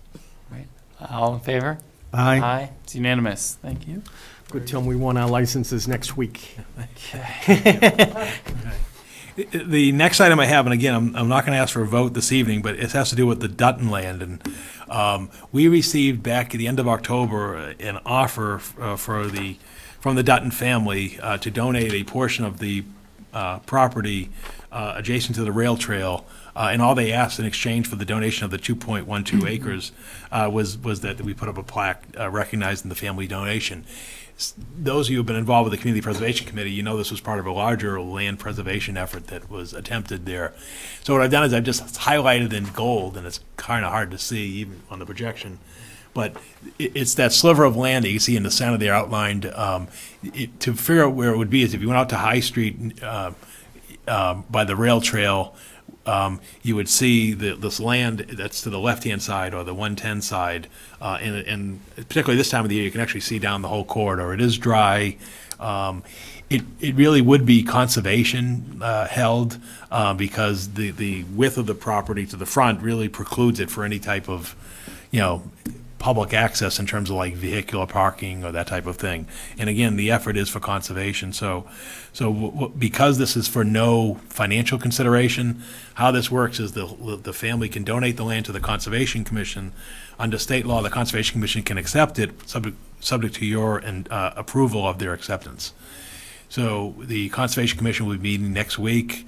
At that time, they're expected to act upon it, and then at your next meeting, you'll be asked to endorse their acceptance. So that's what will take place. But I wanted to bring this to you at this point in time to, because right now we have the deed signed by the family. It's in the hand of town council. We've worked with them, and that's why I feel comfortable at least bringing it public at this time, because we have not only the stated commitment, but the written and signed commitment from the family to donate this land to the community. In the deed, is there a statement saying that there shall be no, Yeah, it's for conservation purposes only. for the sign? Yeah, well, They're it's not, funny. They're funny about signs. right. But the commission has this and they're aware of it. And what we'll do is very similar to what we did at the other properties. We'll probably get a large stone, Right. like we did. Have it engraved, yeah. Have it Okay. engraved like we did at Sunny Meadow Farm and at Hard Pond and so forth. Okay. Right. And we'll take a vote So on we'll have that at at your next meeting. Okay, thank you. Great. We will move on to agenda item number 11 then. This is a scheduled public input session. If anyone would like to address the board for any reason, progress on any of our goals? Or do you want to schedule, a Oh, separate? sorry. Schedule a public. Well, we You have want to- public input here tonight. Sorry. We can schedule a public input session. Would you like to come up and speak? You're here. Sorry. But we're going to have a separate session for the public. We can have another one. Yes. We'll schedule it. First of all, let me say that with 4K upscaling, you all look 20 years younger. Oh, So wow. don't worry about HD when it comes about. The reason I come before you tonight is Tell us who you are. Glenn Diggs, 220 Wellman Avenue, Thank you. is that I attended the Board of Health meeting earlier tonight, and part of that meeting was you had a representative there at the meeting. And I would like to suggest that perhaps the board can closely look at their decision to enact a state law that appears to be seldom enforced, if ever, concerning the displacement of families who are living in hotels because the state has nowhere else to put them. The meeting was also attended by Andrew Webman, who is an attorney for the Northeast Justice Center, who suggested that their action will probably bring legal action by the state because of discrimination. Because when it comes to, although the board expressed their need for an altruistic reason for why they're doing what they're doing, in other words, these people deserve better than what they have, at the same time, the state has no place else to put them. And so better is a relative term. And suggesting that the small space that they were in is not suitable is probably correct, but an alternative is even worse. And so there was several people who spoke. They were all speaking in relation to, not in favor of the action. But it appeared that the board was going to be resolute in their desire to do what they were going to do. And that it would probably mean that the town would have to spend legal money to defend this, and that, considering that the town has a number of legal things going on now, does the town really want to enter into another one? So it's just something that I think you should really maybe get involved with. Maybe you can invite this attorney who represents the state, who knows about this program, to speak a little bit more about it. He suggested that although they espouse that the need to enhance the welfare of these people, at the same time, there was a lot of language which was detrimental to their cause, suggesting that maybe they just need to go someplace else and teach the state a lesson, which is not what you want to say. Yes, making life better for these people is the right thing to do, but there's a right way to do it and a wrong way, and maybe you want to look at it. Thank you. Maybe, Paul, between now and the next meeting, if there are any options or if there's anyone you want to speak to at the state, and let us know at our next meeting. I know it's a little bit outside our hands, to be perfectly honest, but we can certainly look into it. We are aware of it.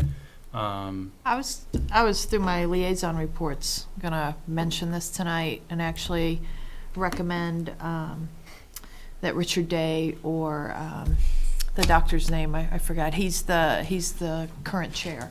Have him come and just do a presentation, because this is going to have an effect on the town, and I think it'd be good if they have a presentation on their regulation, their proposed regulation, and they're proposing some changes to it, and I think they need to educate us on that. Kaplan? Yes. Okay, great. Thank you. Thank you. Thank you. So, for additional public input, Does the board, the board has sometimes in the past scheduled a special evening for it, and that's sort of why it was on the agenda. If the board wished to, again, if you're gonna do one this session, then you've got to schedule it now, because you don't want to be doing this late in the spring when you're in the midst of a campaign season. And also by that time the warrants close as well. So if there's some desire to hold a public input separate session outside of a regular meeting, then you really would want to hold that sometime in January or early February. I was going to recommend early February, Right. just because by then you've come out with a draft budget. We've met as a tri-board. Because until then, I'm not sure there's enough to bring people out. Of course, I'm sure there's going to be a snow or ice storm on that night. just have to hope we don't get one or have a second date. So we'll have it off-site, or we'll have it here? I would actually suggest having it here. Last time we were at the senior center and there was Right us here and is two better. people.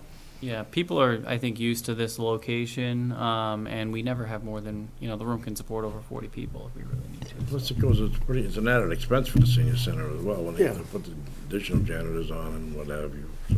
And having telemedia come out, I say we just do it here. Yeah, me as well. You want to do it February 1st? That's a Monday. You want to do it on a Monday evening? Sure. Yeah, February February 1st. 1st. That'll be a heavy Yeah. game. And do we want to consider having it slightly early, 6 o'clock or 6:30, or should we stick with 7, which is our regular? Stick with meeting? 7. There probably won't be that many people there, so. Okay, 7 p.m. I think we're out by 7:10 at our last one, if so there- we'll have to really advertise this to try and get some folks. out. Yeah, we should try to get, I know one year, it was before I got on the board, you actually did the mailing to the, or distribution to town meeting reps and everything. As a flyer, it was a nice little flyer. I don't know if that was any better that year. Maybe, we can consider, I think we have an email address certainly Right. for at least For the reps, yeah. Most of the 90% reps, of them yeah. now, most of them. But that would be good if we can get an additional promotion somehow. Excuse me, but Yes. can I just ask one question to the manager about regarding if there is a litigation between the state and the Board of Health, is the town responsible for the money? Even though we have no jurisdiction on their actions? Yeah, you provide town council. Put it this way, if the state has a problem, they can change the state law.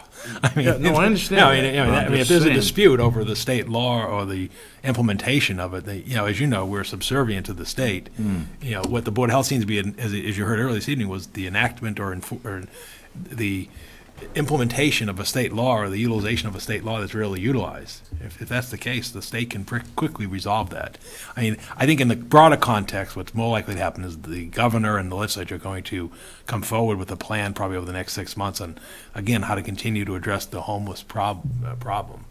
And I think that's probably what's ultimately, and I think what the effort at the local level is probably just trying to nudge, maybe to help nudge that along, because, you know, it's, I think, in my discussions with Richard Day, I think there's this frustration of, you know, of the situation just not moving forward. Well, and the state's breaking their own rules. Exactly, right. And that's the frustration. It's supposed to be emergency housing, and these folks are here for 6 months to a year. Right. And they're, you know, sometimes 4 or 5 people in a room with 2 small beds, no kitchenette. I mean, it's, you know, but it's tough. It's, you know, but you don't want to throw them out. So what's the answer? Yeah. Be a good question for the January 11th meeting with our legislators. Right. Maybe Yeah. that's when we have Richard Day do the presentation. Yeah, that would be good. Anything Have else? Richard Day go first and then the legislators, so I don't want them running out. Do that. Anything else? Okay, we'll move on to appointments. First item under appointments is the interim constable appointment. Yeah, you have applications before you, and I believe one of the applicants is here in the audience this evening. We've got the 4 applications. Just to explain to the board, the constable in Chelmsford's an elected position. With Bill Spence passing, the position becomes vacant.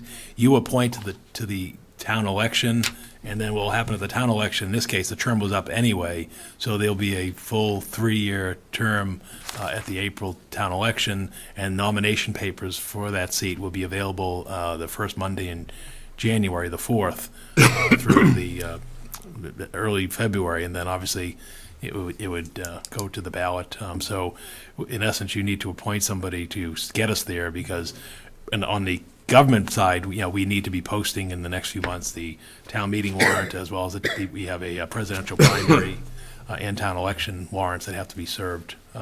Meanwhile, for the professional on the civil side, there are assistant constables who are continuing to perform their work. Under whose direction, Paul? Oh, that's the question, right? There is no direction at this point because the position is vacant. Clerk, maybe? So you have the 4 applications. So it might be even better not to postpone. So in my opinion, it might be better not to postpone it if, I'd like to wait till the first meeting in January. Any I mean- particular reason? Oh, there may be others that just haven't submitted yet. it's only an have appointed a- program. We announced it at the last meeting that we had the vacancy with Bill Spence's passing, and we asked at that time that applications be submitted for tonight's meeting. Okay. We received the 4 applications. You are meeting in 2 weeks on the 21st of this month, and then your next meeting after that is January 10th. I mean, I think personally there are a lot of great applicants, and I hope they'll all consider running for the full seat. I mean, my thought was for the interim seat, Sandra Goulet, who is obviously the daughter of Bill Spence, already has, it seems, a working relationship with her dad's deputy, as she noted in here. I thought that would be a sort of a seamless transition, at least for the next few months, to get things wrapped up until the election. That was my thought. But there were certainly very, very good qualifications from all of the applicants.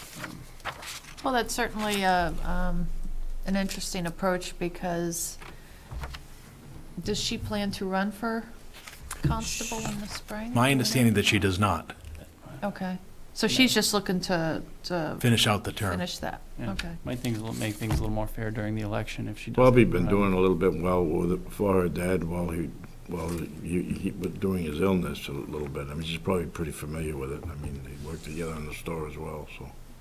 I mean, that was Well, my and opinion, it wouldn't but give, you know, Preferential. preferential treatment to somebody who's gonna be then running in the spring. It would make it more fair. I honestly don't know. I mean, Paul says he doesn't think so. I don't She's know. currently- I've never spoken to her. She's currently not a constable, though, is she? No. She was assisting her father. I'd feel a little better about if she were already a constable and she was doing it. Yeah, I mean, none of them are Maybe an current unofficial constable. Yeah, well, she will be if we appoint her. And again, it's for the interim position. Now, she also says, I have a good working relationship with my dad's deputy. Is there only one deputy? I thought there was several.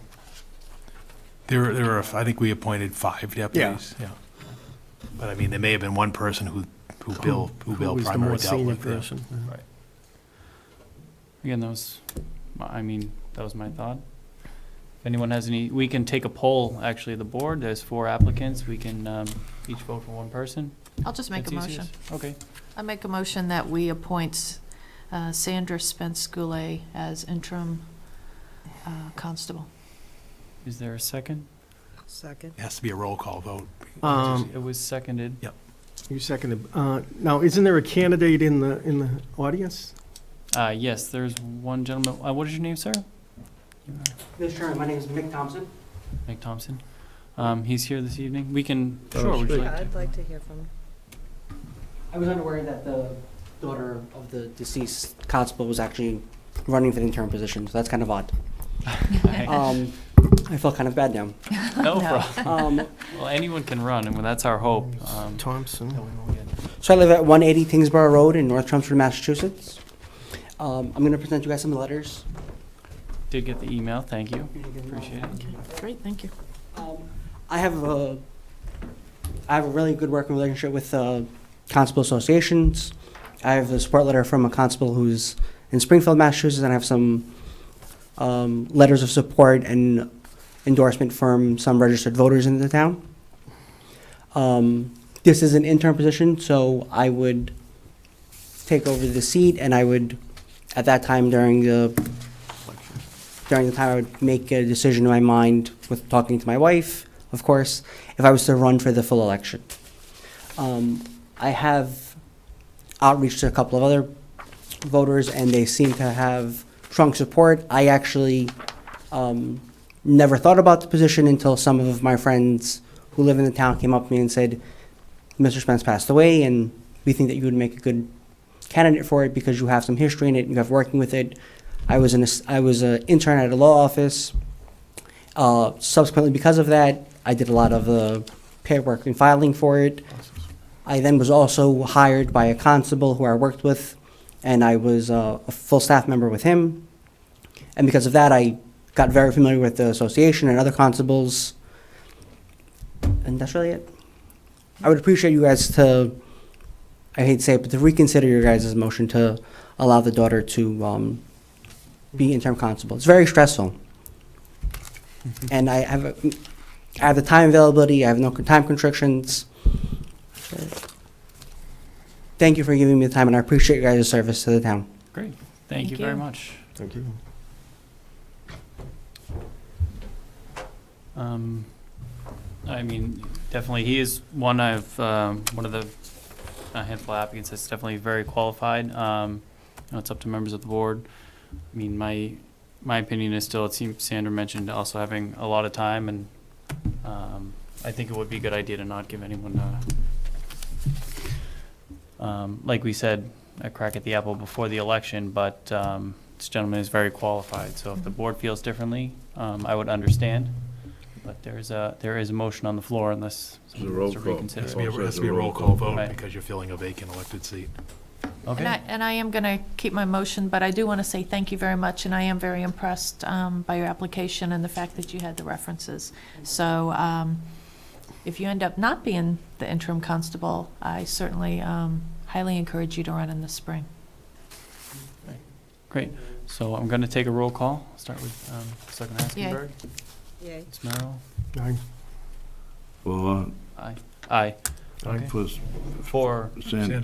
yes, right. Sandra. Yeah. Aye. Okay, that is unanimous. So she'll be the interim. And to all the applicants, one this evening, and anyone who's at home watching who had applied, or to anyone else in the community for the election, it's not closed yet. Anyone can run, and we do hope we have a few applicants running for the full seat in the election.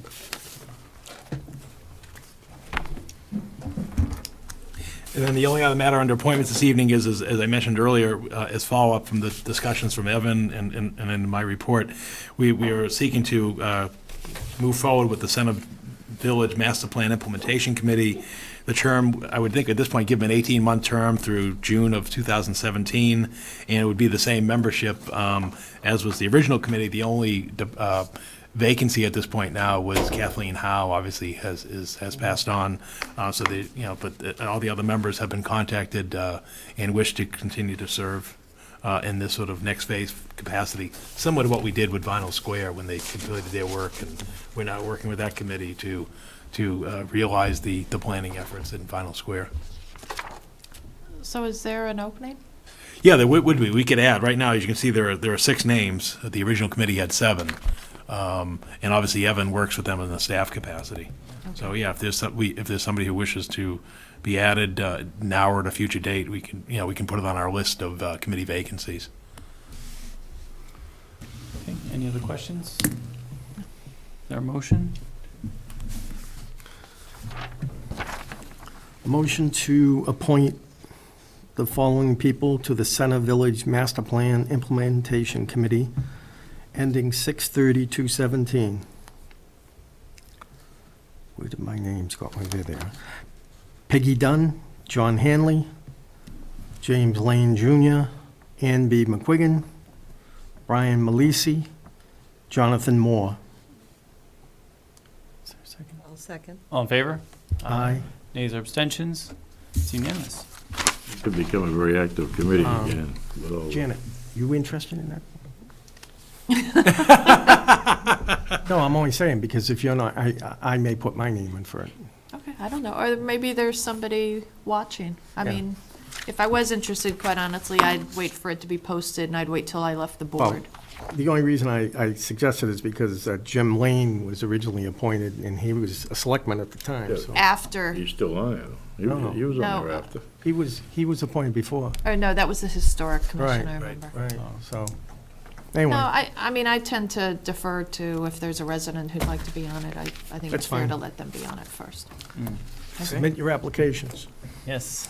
Now we will move on to meeting minutes. We have 4 sets of minutes. First is executive session minutes of September 21st, 2015. 21st. I have 25th. Why do I have 21st? Well, we've got the tri-board minutes, were they not? Tri-Board Council, September 25th, 2015. Yeah. Weren't Is it listed. the on the 25th? Oh, they weren't listed on the agenda? agenda. No. Yeah, I've got it right here. It says 25th. September 25th? Yeah, they're out of order in the. Oh, okay. Oh, So they're, I got the 21st, 28th. yeah, the September 5th, and 28th. 22nd. Yeah, Did I get the wrong date? October 5th. Let me just make sure, I'm just got, Because 2 of them are executive just session, gonna which is say why the it's first not in the one and online the- packet. the first one and the last one. All right, or executive session minutes, so they're not on the online packet. Okay, I might as well start in the order that I have. Each one group them together. You want to group them together? We can do them individually, that's Yeah, fine. okay. Move to accept the minutes of the executive session, September 25th, 2015. And, 21st. 21st. That's why, the minutes say 25th. Yeah. The agenda Okay, says then it's a 21st. typo. Which was the Then date it's of a the typo. meeting? If the Yeah, minutes which are- one's the typo, though? The minutes of the agenda. I have to Right. pull Sounds it like the back up. 21st because it goes with the other dates as far as Yeah, 27. okay, so you want to be 21st? as Amended, amended. as amended to the September 21st. And these, let's see, will not be released, Paul? Right. Not at this time. no. Will not be released at this time. I'll second. Oh. All in favor? Aye. Aye. Is that a roll call too? Minutes? No, for executive session, you don't have to roll call. Is that a roll call? No, you can get your voting in an Just open to go in session. and out. Okay. Next one is regular meeting minutes of September 28th. Move to approve the minutes as presented. I'll second. All in favor? Aye. Aye. It's unanimous. Next one is regular minute meetings of October 5th, 2015. Move to approve as presented. I'll second. All in favor? Aye. It's unanimous.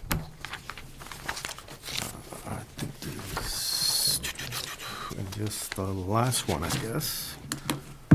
Executive session minutes for October 22nd, 2015. Move to approve as presented, and they will not be released at this time. I'll second. All in favor? Aye. Aye. It's unanimous as well. Move on to Selectmen Liaison reports and referrals. Mr. Dixon, do you have any for us this evening? Well, I'd just like to mention that today's Pearl Harbor Day, and you know, watched some little TV today, and it was unbelievable, but obviously Pearl Harbor was what got us into the big war, and part of the start of the greatest generation, and we just had a great Veterans Day ceremony, but I just want the veterans out there to know how much we appreciate them, and thank them again for their service, and for some of these guys were away for 4 years and they were in concentration camps, and I mean, it was brutal, some of the movies today from the South Pacific action. But anyways, it wasn't good for anybody for sure, but I just wanted to let them know that we're thinking about them. Thank you, George. Selectman Joyce? I have nothing tonight. Selectman Askenberg? Yep. So I had suggested that the Board of Health come and do a little presentation. I'd like for the school committee, Al Thomas, the chair, to come as well, since they've made the decision, and we've all seen it in the paper, to push out full-day kindergarten for a couple of years. I think that's something I'd like for him to come and tell us himself, because that affects our capital planning and our budget, and I just think that'd be a good idea, rather than us getting our news from the Little Sun, or you know, a couple of us just watching it on TV. I'd like for them to come and give us a quick presentation. Yeah, absolutely. That's a great idea. And 101 Mill Road, they have another meeting, not this Wednesday, but next Wednesday, and they just continue to meet and get public input and get their ideas together. So it's a nice committee, and they're doing a lot of good things. And just a quick little note to John Harrington. He's feeling a little under the weather, and I hope we feel better. And that's all. Get well, John. That's why he's not here. Laura? I just, I attended the recycling committee meeting last week. They had a representative from the state, from the Department of Environmental Protection, and it was really an informative session. She had a lot of information about how we're disposing of trash and recycling across the state, and one of the things that I thought was really interesting is that our town is in an area that we're one of the worst offenders in terms of how much tonnage per capita is being generated each year. Really? Wow. There were a lot of different ideas that she proposed, and I'm sure the committee is going to be studying that a little further. I know that's kind of a hot issue in this area. Yeah. One of the things that she did bring up, and I just want to send this note out to the residents as a little reminder. This is a picture, and I don't know if anyone can see this from the camera, but this is a recycling site, and what we're seeing here are all of the plastic bags that people are putting their recycling in plastic bags and then disposing it out. The bags themselves are destroying the recycling facilities. So one of the things I just want to remind people is to please do not put plastic bags into the recycling. Those need to be used, gotten rid of in other ways. That's great. Thank you. Thank you. Okay, anything else? People think they have to be neat, I think. They put 'em in Exactly. because I know my wife does that, and I end up shaking them out and putting them in the barrel, Yeah, I do this. you know? But Right. they think they have to be, it doesn't matter, the paper and plastic, everything can go in together. Doesn't matter. They separate them at the factory, so. Right. Right. Thank you for your part, Bob. Oh, I'm sorry. I just wanted to add. I do the Thank same you. thing. I ripped the plastic bag open. All right, so my office hours, Thursdays at Panera. Those are great. Please feel free to stop by and discuss any issue with me. You buying a coffee for Christmas? You bet. Huh?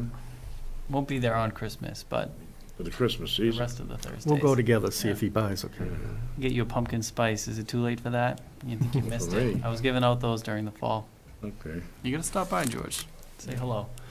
You never call me anymore. Congratulations, by the way, on your new position. Oh, Thanks, bro. I'm sorry. Thank you. I should have mentioned that earlier, but Oh, yeah, congratulations. appreciate it. Yeah. Yep, just wrapped up my first full week there last week. Did you really? Yes. Wow. I came back for more. It's a great job. Thank you, George. Appreciate it. The only other thing, the tree lighting went off, I think, without a hitch. It was a fantastic turnout for members of the community. So just so glad to see so many people come out. So many of the downtown businesses and local organizations pitch in to make it a wonderful evening. The kids were lined up all the way around the common for the hay rides and the horse-drawn carriage rides. I think it was the biggest turnout certainly I've seen in a number of years. And the CCA's been putting on a lot of great events lately. So Center looks CCA. beautiful. That's not CCA, is it? the Chelmsford Center for the Arts has just been putting on a lot of great Oh, yeah, events oh, lately no. as well. sort of. But the tree lighting is Holiday done by No. Decorating Committee. the Yeah, Holiday that's Tree done by the Committee, holiday. yeah. Sorry. Yep. No, other than that, that's my, those are my only reports. We are going to Press. have an executive, any press questions? No press this evening that I see. Move that we go into executive session for the purpose of strategy with respect to collective bargaining with police patrol and police superior officers unions. Not to return to open Not to session. return to open session. Yeah, I'll entertain a I'll second. second that. Roll call. Roll Aye. call. Aye. Aye. Aye. Aye. Unanimous. Thank you. Have a great evening.